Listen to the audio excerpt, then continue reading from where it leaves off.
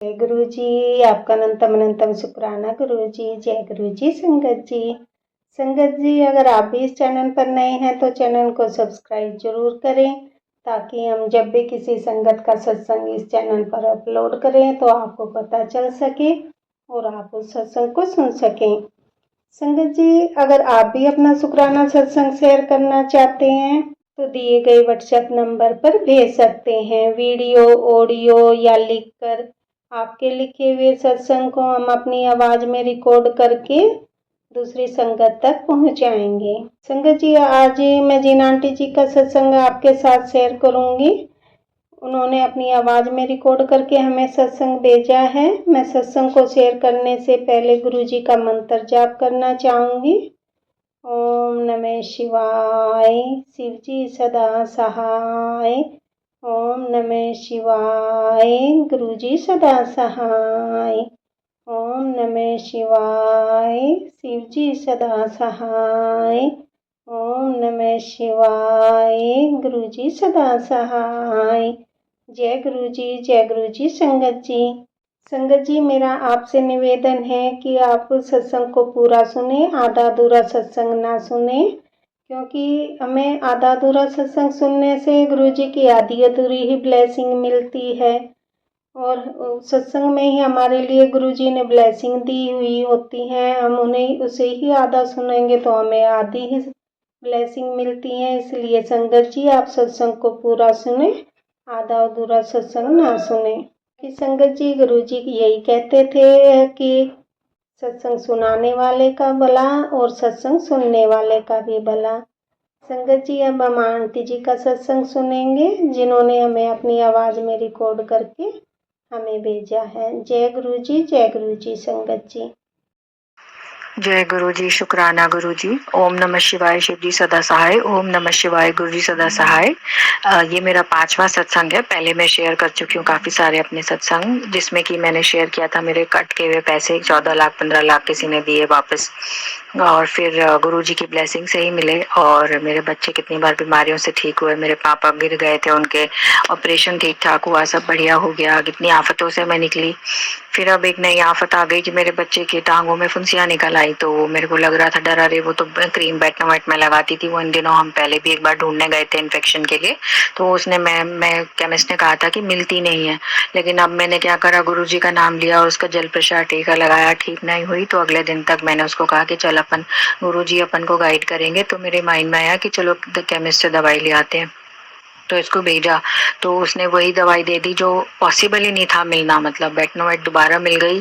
तो मैं को इतनी खुशी हुई कि हाँ, बचपन में मेरे भी होती थी फुंसियाँ वगैरह, तो हम यही लगाते थे, अब आजकल तो मिलती नहीं है। मैंने बच्चों को बोला था जो भी इसके बदले में मिले वो ले आना, पर वो तो वही मिल गई। तो मैं इतनी हैरान, मैंने गुरु जी का शुक्राना किया। जय गुरु जी। शुक्राना गुरु जी। थैंक यू गुरु जी। ये दोबारा बन रही है ट्यूब, मतलब तो मेरे को तो काफी इससे आराम आता था। और मेरी बच्ची को भी मैंने फिर कॉन्फिडेंस से लगाई तो अगले दिन बिल्कुल ठीक हो गई वो, बिल्कुल उसके दर्द था ही नहीं। स्कूल में उसको भेजना था, मेरी छोटी वाली बेटी के पीटीएम का कुछ काम था, टीचर के साथ थोड़ी मेरी स्ट्रगल हो रही थी, वो मान नहीं रही थी।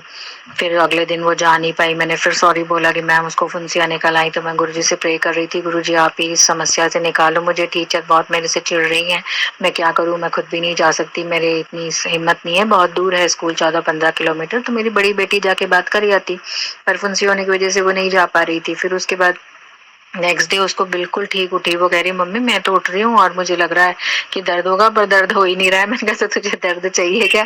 गुरुजी ने कह दिया ठीक हो गई, क्रीम लग गई तो गुरुजी का जल प्रसाद भी लग गया तो ठीक हो गई, तो अब क्यों डर रही है? फिर वो आराम से उसने सब कुछ किया, अगले दिन रिलैक्स होके वो भी स्कूल जाके मैडम से बात की। तो मैडम ने कहा कि अरे तुम आई हो, भाई तुम्हें तो हम जानते हैं, तुम्हारी बहन है, चलो तुम्हारा काम तो हो गया, कोई बात नहीं।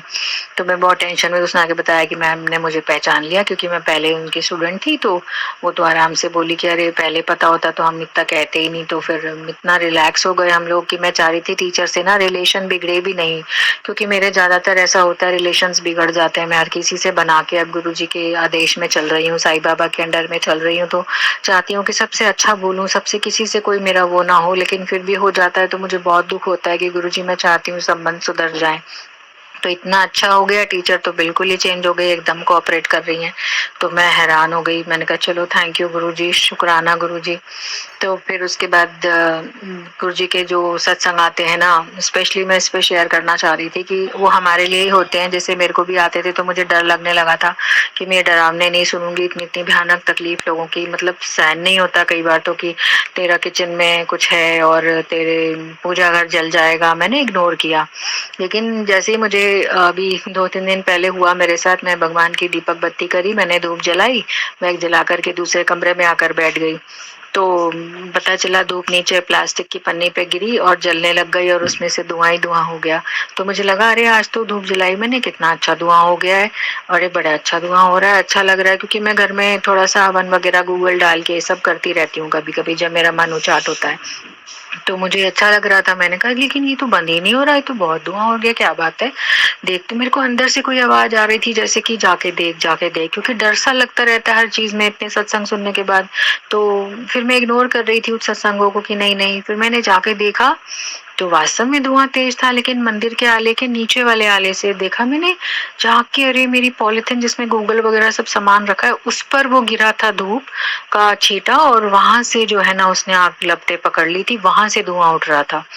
और मैं दंग एकदम, मैंने माथा पकड़ा, मैंने झटाझट उठाया, मेरा दूध भी गैस पे चल रहा था, वो भी मुझे ध्यान नहीं था।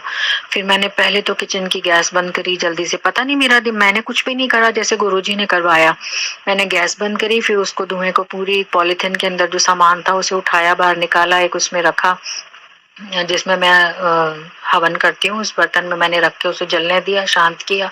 और इतनी देर में धुआं काफी सारा हम देखा तो प्लास्टिक की शीशी वगैरह सब जल रहे थे उसमें, धुआं बस माचिस तक पहुंच गई थी आग। धुआं नहीं तो अगर माचिस की तीली आगे से आग पकड़ लेती तो डेफिनेट हमारे घर में आग लगती, मेरा मंदिर जल जाता। तो मैं इतनी हैरान हुई ना, उसके बाद आधे घंटे बाद तो मुझे होश आया कि मैं कर क्या रही थी। और मैंने कहा अरे सत्संग में मैंने अभी सुना था कि तेरा किचन, तेरा पूजा घर जल जाएगा, तू ध्यान रहे, सावधान। मेरे को डर लग रहा था। तो मुझे फिर मतलब इतना सब होने के बाद मेरा स्कूटर में भी टूटा, तब भी एक्सीडेंट या चोट का कुछ आ रहा था, तो मैं सुनना नहीं चाह रही थी क्योंकि हमें डर लगता है। लेकिन मुझे लगता है कि अब समझ में आया कि जो सत्संग आते हैं वो हमारे लिए ही होते हैं, और हम उसे डर से बचने के लिए इग्नोर करते हैं, लेकिन उसे इग्नोर नहीं करना चाहिए, क्योंकि वो सत्संग सुन के, वो तकलीफ सह कर, वो कष्ट हमारा गुरुजी कटवा देते हैं। तो वो डर अगर आपने फेस कर लिया, आप सह लिया, अपने आपको डर लग रहा है कि इतना एक्सीडेंट, इतनी चोट, इतनी कुछ आग लगने वाली है, इतना एक्सीडेंट होने वाला है, तो वो गुरुजी उसको सुनवा के हमारा कष्ट कटवा देते हैं। और हम उल्टा हो जाते हैं कि हम डर के मारे सुनते ही नहीं है, इग्नोर करते हैं कि नहीं नहीं ये सुन के तो मुझे डर लगेगा। तो मैं आज खास तौर से ये सत्संग इसीलिए बोल रही थी कि मुझे यही फील हुआ कि अगर डर लग रहा है तो उसे सह लो, क्योंकि वो कष्ट कटवाते हैं। क्योंकि डर और तकलीफ, क्योंकि जैसे गुरुजी कहते हैं कि 90% तो मैं अपने ऊपर लेता हूँ, 10% ही तुम्हें देता हूँ। तो वो 90% 10% का हमारा जो रिश्ता है ना उनके साथ, वो सत्संग सुन के और अच्छा जुड़ जाता है। तो मेरा तो वो धुआं और आग लगने से बच गई, किचन भी जलने से बच गया, नहीं तो पूरे घर में क्या विस्फोट होता। तो मैं तो रियली में बहुत बहुत जय गुरुजी, शुक्राना तो बहुत ही कम वर्ड है। और मैंने तो क्या किया उस समय, सब आपने मेरे को जैसे अंदर से आवाज से बच गया, नहीं तो पूरे घर में क्या विस्फोट होता। तो मैं तो रियली में बहुत बहुत जय गुरुजी, शुक्राना तो बहुत ही कम वर्ड है। और मैंने तो क्या किया उस समय, सब आपने मेरे को जैसे अंदर से आवाज जगाई कि जाके देख उस कमरे में धुआं। क्योंकि मैं सोच रही थी चलो बाहर फ्रेंड के यहाँ मिल आती हूँ, अगर मैं मिलने चली जाती तो पीछे से तो सब आग लग जाती। लेकिन मुझे पता नहीं क्यों किसी चीज ने जैसे जाने नहीं दिया, और बोला अंदर से आवाज, मेरे अंदर से आवाज आ रही है कि तू जाके देख। क्योंकि मेरा दिमाग मानता नहीं है इन चीजों को कि नहीं नहीं मेरे घर में कोई आग नहीं लगी, कुछ नहीं होगा, कोई छिपकली नहीं है। लेकिन जब मैंने छिपकली भी देखी, बैग के पास छिपकली, तो मैं और डर गई। मैंने गुरुजी से, गुरुजी मेरे से अब छिपकली नहीं सहन होगी। पहले भी एक बार छिपकली मेरी बेटी ने बोला था, थी 2-3 बार हुआ है, बड़ी बेटी के सर कंधे पे से गई तो मैं समझ गई कोई कष्ट काट दिया गुरुजी ने। 2 बार हुआ, फिर एक बार, फिर थर्ड टाइम छिपकली मेरी बेटी में को, ये कब जाएगी मुसीबत। तो अगले दिन देखा दरवाजे के पास वो मरी पड़ी थी, तो डेफिनेट कष्ट काटा गुरुजी ने। फिर ये तितली का देखा मैंने, काली तितली बाहर मरी पड़ी स्कूटर के पास, तो मैंने तब भी नहीं एक्सेप्ट किया इस चीज को। लेकिन जब मेरे स्कूटर दोनों खड़े खड़े टूटे और हुआ, तब मैं समझ गई कि मेरा मेजर कष्ट था जो गुरुजी ने तितली के को काटा है। और जब छिपकली अब फिर बैग में निकली चौथी बार, तो मैंने कहा गुरुजी अब नहीं होगा, फिर छिपकली को हैंडल नहीं कर सकती मैं, मतलब प्लीज इसे हटा दीजिएगा, जो कुछ कष्ट आपने काटना है, आपको जैसे काटना है काट काटी और वास्तव में अगले दिन से वो छिपकली वहां से गायब, मुझे नहीं दिखाई दी। गुरुजी अपने आप ही जैसे ना उन्होंने कर लिया कि अरे भाई ये तो सहन नहीं कर पाएगा बच्चा मेरा, तो मैं ऐसे हटा देता हूँ। तो एक माँ और एक पिता की तरह वो हमें डील करते हैं, लेकिन हम समझ नहीं पाते हैं। समझने में कमी हमारी है। सत्संग बुरे नहीं होते, सत्संग में कोई भी डर या तंत्र मंत्र ऐसी चीज नहीं है, लेकिन जिनके साथ हो रही है, जिनके साथ होता है, उन्हीं तक पहुंचता है। और अगर वो कष्ट आप सह लेते हैं सत्संग सुन के, तो वो कष्ट आपका कट जाता है। बस यही सीखी हूँ मैं अभी तक। और उसके बाद मैं छिपकली और तितली ये सब सुनती थी तो मुझे लगता था नहीं नहीं ये सब तो ऐसे ही है। लेकिन जब मेरे साथ वास्तव में छिपकली भी निकली, मरी हुई तितली भी देखी मैंने, और मैंने मेरे घर में बैठे बैठे एक बार मैंने कहा गुरुजी मुझे तितली रूप में दर्शन एक बार तो दे दो, सबको देते हो। तो मेरे बैठे बैठे एक सफेद तितली अचानक बंद कमरे में कहाँ से उठी और मेरे दरवाजे पे मेरे को मेरे दोनों तरफ चक्कर काट के और वो दरवाजे पर बैग के ऊपर बैठ गई और बहुत देर तक बैठी रही, फिर गायब हो गई, फिर नहीं दिखी वो मुझे। तो मैंने कहा वाह गुरुजी आपने तो मुझे भी दे दिए दर्शन। मैं तो मतलब कैसे वो मुझे पकड़ पकड़ के, बच्चे तू यकीन कर बच्चे मैं हूँ, ऐसे करके मतलब खींच खींच के, जैसे सत्संग सुनते सुनते मेरा एक्सीडेंट का कट गया, सब कट गया, स्कूटर ही टूटा लेकिन मुझे कुछ नहीं हुआ, मैं बच गई। फिर मैंने एक्सीडेंटों के सत्संग सुने, अब मैंने ये छिपकली तितली वाला देखा, आग का देखा, तो मेरे को यकीन आ गया है कि जो सत्संग होते हैं ये हमारे कष्ट काटते हैं, हमारी तकलीफ हमें सहन करनी ही होती है। सत्संग के थ्रू करो चाहे कैसे भी करो, अगर आप सत्संग नहीं सुन रहे हो, आप इग्नोर कर रहे हो, तो फिर वो हमारी मूर्खता और हमारी गलती है। लेकिन क्या करें, ह्यूमन बींग्स है ना, एक दूसरे को सत्संग सुनाकर ही समझ में आता है कि वास्तव में गुरुजी हमारे कष्ट काटते हैं सत्संग सुना सुना के। वरना मैं तो कभी मानू ही नहीं कि मेरे घर में आग लगने वाली है, मेरे किचन में कुछ होने वाला है। ये सब चीजें मुझे बिल्कुल एक्सेप्ट नहीं हो रही थी और मैं वास्तव में बहुत डर रही थी। लेकिन मैं सुने जा रही थी सत्संग किसी तरह से, ये विश्वास करके कि नहीं गुरुजी हैं तो कुछ सच ही बोल रहे होंगे, कष्ट काट रहे होंगे, चलो कष्ट काटने के बहाने ही सुन लेती हूँ। और डर डर के मेरा ऐसे कष्ट कट गया। पूरा महीना 1.5 महीना मेरा ऐसे ही निकला, लेकिन मेरे काफी कर्म कटे हैं, ये मुझे फील हो रहा है और अब हल्कापन भी लग रहा है। और मैं अभी अब आज गुरुद्वारे गई तो मुझे लगा सबको रास्ते में आप 777 की ब्लेसिंग्स पता नहीं क्या क्या दिखाते हो गुरुजी। जैसे एक बच्चा होता है ना अपने पिता माँ बाप, मुझे तो नहीं दिलाओगे आप चॉकलेट, जैसे बोलता है ना बच्चा, तो रूठ के, तो वैसे ही मैं बोल रही थी कि नहीं नहीं मुझे तो अब क्या, गुरुद्वारे जा रही हूँ, आप क्या दोगे मुझे ब्लेसिंग, कोई नंबर कुछ किसी गाड़ी पे। तो मैं जैसे ही वहाँ गुरुद्वारे पहुंची, मैंने चप्पल दी, टोकन ली, तो टोकन पे 13 नंबर, तो 13 नंबर पे 13 फरवरी को मेरे पैसे निकले थे। 13 तारीख को मेरे पास एक और खुशखबरी आई थी जो मैं अभी शेयर नहीं कर सकती, अभी बहुत जल्दी मेरी एक और आ जाएगी तब शेयर करूंगी।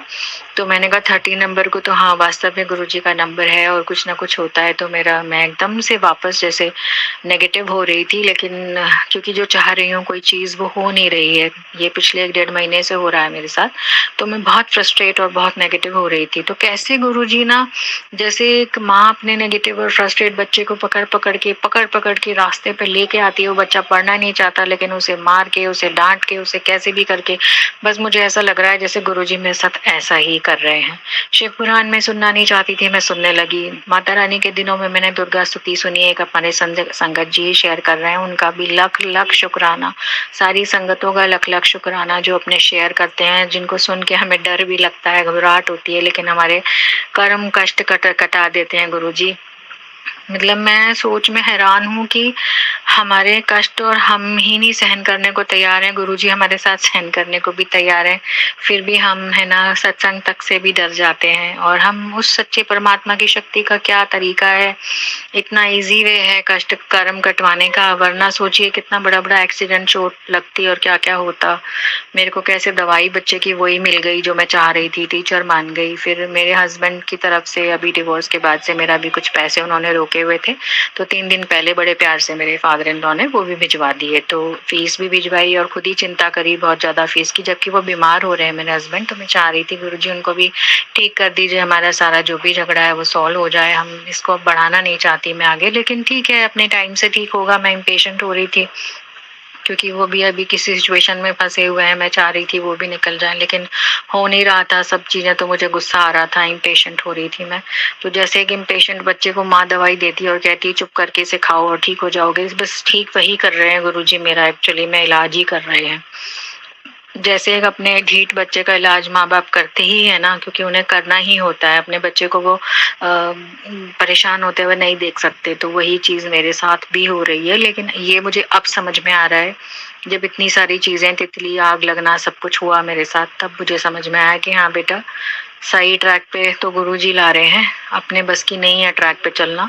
और इतने, मतलब मैं कैसे बताऊं, अगर मैं एक एक बताने बैठूं तो रोज हर पल हर क्षण मेरा सत्संग हो जाता है, क्योंकि जब भी मैं कुछ खोलती हूँ मेरे से ही रिलेटेड सत्संग। और अभी जस्ट पहले मैंने जो सत्संग सुना है वो भी मेरी ही सेम कहानी चल रही थी, और मैं हैरान हो जाती हूँ कि एक एक हर पल में जो मेरे दिमाग में चल रहा है वो गुरुजी को कैसे और साईं बाबा को कैसे, क्योंकि कभी मैं साईं बाबा का भी मैसेजेस, जैसे मेरे पास ग्रुप में उसमें लिंक है, मैं ज्वाइन हूँ, तो उन ग्रुप में भी जो मैसेज आता है कि मैं परसों तरसों बहुत परेशान होकर कह रही थी साईं बाबा गुरुजी से कि मेरा फेथ ही खत्म होता जा रहा है, पता नहीं आप लोग इतना कर रहे हो फिर भी मेरा फेथ, मैं इतनी ढीठ हूँ कि नेगेटिव हो ही जा रही हूँ। तो एकदम से साईं बाबा का मैसेज देखा मैंने, जो शायद गुरुजी और साईं बाबा की एक ही शक्ति है, ईश्वर की, ये तो मुझे समझ में आ गया है। तो उन्होंने बोला कि मैं तेरा फेथ खुद डेवलप करूंगा, तो चिंता मत कर।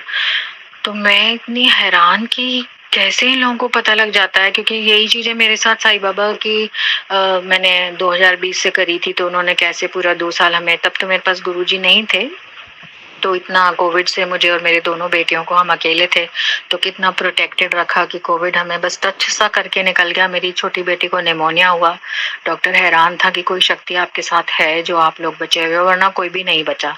आप तीनों माँ बेटी बची कैसे रहे हो, मुझे तो ये समझ में नहीं आ रहा। तो मैं उस वक्त साईं बाबा की भक्ति में बहुत ज्यादा इन्वॉल्व थी, हालांकि बहुत ज्यादा डरी हुई भी थी, बहुत डरी हुई थी, और अभी भी मेरा डर खत्म ही नहीं होता है। गुरुजी इतना कुछ कर देते हैं, पकड़ के संभाल देते हैं, हर चीज जैसे कांस्टेंट डायलॉग चल रहा है मेरा उनके साथ कि गुरुजी ये हुआ। तो मैं जैसे ही अपना फोन खोलती हूँ फट से वही डेली, चाहे मैं आधे घंटे में खोलूं चाहे 5 मिनट में खोलूं, वही चीज मेरे सामने आ जाती है जो मेरे मन में चल रही होती है, या जो मेरे साथ होने वाला होता है। जो होने वाला होता है उसे पहले ही कटवा देते हैं गुरुजी।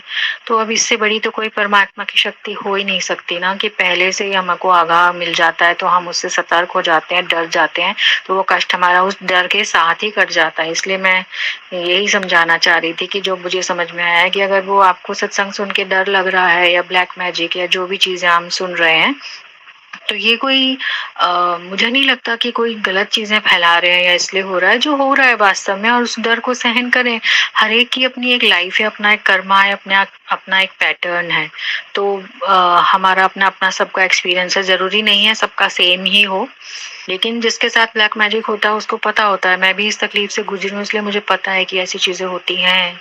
जब मैं भी बहुत प्रैक्टिकल और बहुत कॉर्पोरेट में जॉब करने वाली थी, और इन बातों को मानने के लिए लास्ट तक तैयार नहीं थी, लेकिन अब मानती हूँ मैं कि हाँ ऐसा हुआ, क्योंकि मैंने छोटी बेटी को उस दौर से गुजरते हुए देखा, उसको निकाला, शिव जी का जल चढ़ाया, तब कैसे उसको होश आया, निकली वो। लेकिन तब तक बस हस्बैंड का नहीं समझ पाई थी मैं। अब मैं बस गुरुजी से प्रार्थना में लगी हूँ कि मेरे हस्बैंड का कष्ट और उन समस्याओं में जो वो फंस गए हैं उनसे उन्हें निकलवा दें, तो हम मतलब काफी वो शांत हो गए हैं। मेरे अभी पैसे भी जो पिछले 3 महीने पहले रोके थे, तो मैं गुरुजी से कहती, गुरुजी देखो मेरे फीस तो भेज दी, लेकिन मेरे 9,000 बिना बात में काट ली, और ऐसा वैसा गुस्सा बहुत आ रहा था मुझे। तो मैंने उसको शांत करने का, गुरुजी ने शांत कहा कि बेटा शांत रहे, मैं करवा दूंगा, लेकिन फिर भी मेरे अंदर शांति नहीं आ रही थी। मतलब ऑनेस्टली मैं बोल रही हूँ, कितना ही गुरुजी मुझे समझा रहे थे पर शांति नहीं आ रही थी। पर अब ये जब से ये आग लगी और तितली और ये एक्सीडेंट ऑटो से मैं बची हूँ, मेरे बच्चे ठीक हुए, फिर से ठीक हुए, तब मुझे लग गया कि नहीं गुरुजी के हाथ में ही है। और एक बार तो गुरुजी का मैसेज आया था कि तेरी गड्डी मैनू संभालने दे, मैनू ड्राइवर बनने दे। तो मैं समझ गई कि गुरुजी को ही चलने देती हूँ, मैं नहीं चलाती, अपने दिमाग से चलाती हूँ, सब गड़बड़ हो जाता है। पहले भी लाइफ में इतनी बड़ी गड़बड़ हो रखी है दिमाग चला चला के। तो इट्स बेटर कि जो परमात्मा, सच्चे परमात्मा, सचखंड का सच्चा बादशाह है, वो उसके आगे किसकी चलेगी, उसके ऊपर छोड़ देना चाहिए। तो बस यही सीख रही हूँ मैं। और मेरे पैसे भी आ गए, टीचर भी मान गई, सब कुछ हो गया। अभी तक तो सब कुछ ठीक कर रहे हैं गुरुजी। तो मैं फिर भी गुरुजी से क्षमा मांगती हूँ। गुरुजी मैं इंसान हूँ, मेरे से गलतियां हो रही हैं, जो गलतियां कदम कदम पे हो रही हैं, संभाल रहे हो आप, हर वक्त हर पल हर क्षण मेरे से डायलॉग कर रहे हो, मुझे बताए रहे हो। मेरे पास मैसेजेस के थ्रू कैसे भी करके वो कॉन्वर्सेशन चल रहा है। अगर नहीं होता तो मैं कहाँ जाती, मेरे ऊपर कितनी तकलीफ और कितनी आफत आ जानी थी। जैसे एक पिता अपने बच्चों को कहता है यदि बेटा मैं नहीं होऊंगा तो तुम्हारा क्या होगा, तो वही चीज है, यदि गुरुजी नहीं होते तो मेरा क्या होता। मैं ये सोच के ही मेरी रूह कांप जाती है। बस इसी तरह अपना शुक्राना सत्संग अब यहीं पे ये वाला विराम करती हूँ, अगले सत्संग की तैयारी करती हूँ। और गुरु जी का शुक्राना तो बहुत छोटा वर्ड है। गुरु जी, जय गुरु जी, शुक्राना गुरु जी, अनंतम अनंतम कोटि शुक्राना गुरु जी, अपने चरणों में इसी तरह रखना गुरु जी। ओम नमः शिवाय, शिव जी सदा सहाय। ओम नमः शिवाय, गुरु जी सदा सहाय। जी अभी हमने आंटी जी का सत्संग सुना और मैं आज के सत्संग को आगे बढ़ाते हुए गुरु जी का मंत्र जाप करना चाहूँगी। ओम नमः शिवाय, शिव जी सदा सहाय। ओम नमः शिवाय, गुरु जी सदा सहाय। ओम नमः शिवाय, शिव जी सदा सहाय। ओम नमः शिवाय, गुरु जी सदा सहाय। जय गुरु जी संगत जी।